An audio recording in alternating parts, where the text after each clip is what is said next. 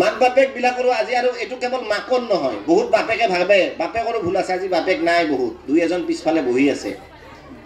ভয়তে আইছি কিছে নিজেও নহলি গালি আজিকালি বহুতে মাক বাপেক দুইটাকে কৈছো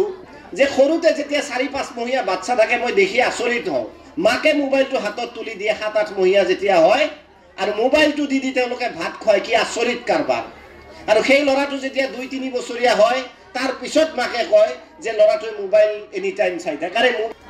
মোবাইলৰ অভ্যাস মাকজনীয়ে দিলে মোবাইলৰ অভ্যাস দেউতাকজনীয়ে দিলে আমাৰো মা আছিল বা আছে আমাৰ মায়ে যেতিয়া ভাত খুৱাইছিল কি কৈছিল আপোনালোকক হয়তো কৈছিল যে এইখিনি মামা এইখিনি খুৰা এইখিনি পেহাৰ কৈছিল নে নাই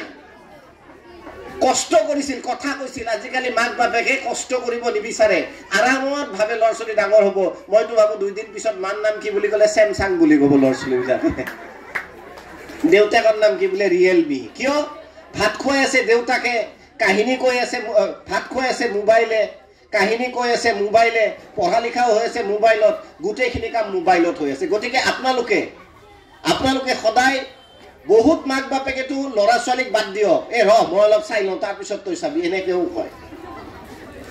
হযৰত মুহাম্মদ পয়গম্বৰৰ ওচৰত এবাৰ এগৰাকী আইতাক আহিল এটা সৰু ল'ৰা লৈ আহিল নাতিনিয়েক লৈ আহিল কলে পয়গম্বৰ সাহেব মোৰ ল'ৰাই বহুত মিঠাই খায় দাঁত চাত সব বেয়া হৈ গৈছে ইয়াক আপুনি বুজাওক ইয়াক আপনি এবাৰ কৈ দিও আপোনাৰ কথা সবে শুনে যে তই আজিৰ পৰা মিঠাই নাখাবি তোৰ শৰীৰৰ কাৰণে বেয়া এবাৰ কৈ দিয়ক পয়গম্বৰ সাহেবে কলে নহয় যা ঘৰত যা 15 দিন পিছত আইব বুঢ়ী গুচি গ'ল 15 দিন পিছত আৰু খোজকাঢ়ি মৰুভূমিৰ মাজে মাজে ৰদে বৰষুণে ৰদে আকৌ আহিল পয়গম্বৰ সাহেবৰ ওচৰত কলে এবাৰ ক বোলে তাৰ পিছত কলে বোলে বাবা আজিৰ পৰা মিঠাই নাখাবা বুঢ়ীৰ খং উঠিল এই কথাটো আপনি 15 দিন আগতেও ক'ব পাৰে আজি মোক ইয়াত কিয় মাতলে আৰু 15 দিন পিছত তেতিয়া পয়গম্বৰ সাহেবে কলে নহয় আগতে ময়ো বহুত মিঠাই খাইছিলো মই নিজে বাদ দি কেনেহে তাক কৈছো 15 দিনে মই এটাও মিঠাই খোৱা নাই অৰ্থাৎ যি পিতৃ মাতৃয়ে নিজৰ সন্তানক মোবাইল চাব নালাগে বুলি কয় সেই পিতৃ মাতৃয়ে নিজে মোবাইল চোৱা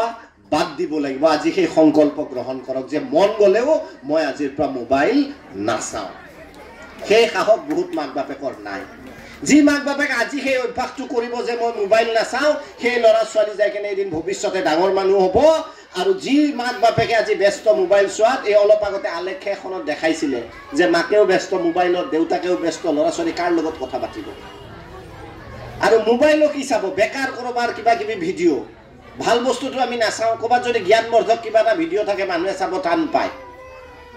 চকুৰে লিখি ইংৰাজী কৈছে মেন মেড পাৰফেক্ট জেন্টেলমেন এ হাইছি তাৰ মানে সব বেচাইছি মই যদি কওঁ ডক্টৰ ৰুবুল মাউথৰ কথা কেতিয়াবা শুনিছেনে মোবাইলত খায় না পিন্ধে এইটো বস্তু সিদিনা এখন ভিডিঅ দেখিলো মোৰ মানুহজনীৰ বমি লাগছে কি হৈছে ভিডিঅটোত চাও দেখলো 30 লাখ মানুহে চাইছে মই 30 লাখ বেকাৰ মানুহ অসমত বাচি আছে ল'ৰা ছোৱালী সফল কেনেকে হ'ব পাৰে 30টা ভিউ মানুহে নাচায় ডক্টৰ ৰুবুল মাউথৰ মই কৈছো এতিয়া মই কাকো নাম ধৰি একানে কৈছো যে কিছুমান বেকাৰ বস্তু আপোনালোকে চাই পাইছে কিন্তু সবে হাইছে একানে কাৰণ সবে কৰবাত নহয় কৰবাত দেখিছে কিন্তু মই যদি কওঁ ডক্টৰ ৰুবুল মাউথ কোন তিনসুকিয়াৰ এটা ভঙা পজাৰ পৰা তিনিসুকিয়াৰ পৰা এটা ভঙা পজাৰ পৰা এজন ল'ৰা গৈ আজি আমেৰিকাত ডাক্তৰ হৈ আছে দুখীয়া মানে একদম দুখীয়া ঘৰৰ ল'ৰা তেওঁৰ নাম ৰুবুল মাউথ কেতিয়াবা আমি মোবাইলত তেওঁৰ কথা চাইছো নে নাই চোৱা তাৰ পিছত আমি ল'ৰা ছোৱালীক কওঁ যে তহঁতে কিয় এনেকুৱা বদমাছ হৈছে বদমাছ মাক বাপেকে কৰিছে সেইকাৰণে মই সদায় কওঁ কোনোবা যদি 16-17 বছৰীয়া ল'ৰা স্পীডত বাইক চলাই লয় মই তাক গালি নাপাৰো মই কওঁ তোমাৰ পিতৃ মাতৃৰ ভুল পিতৃ মাতৃয়ে যদি অকমান কষ্ট স্বীকাৰ কৰিলেহেঁতেন পিতৃ মাতৃয়ে নিজে এইটো ত্যাগ কৰিব পাৰিব লাগিব প্ৰথমতে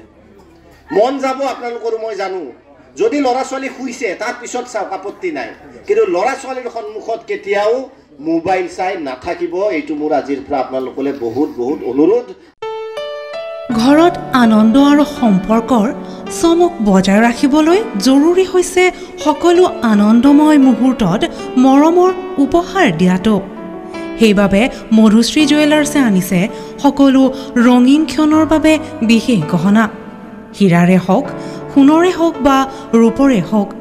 শ্ৰেষ্ঠ ডিজাইনছ আৰু হলমাৰ্কযুক্ত গহনাই ৰাখে সম্পৰ্কক নিখুঁত তেনেহ'লে আজিয়ে আনক আনন্দ মধুশ্ৰী জুৱেলাৰ্ছৰ সৈতে যোগাযোগ কৰক 7028000341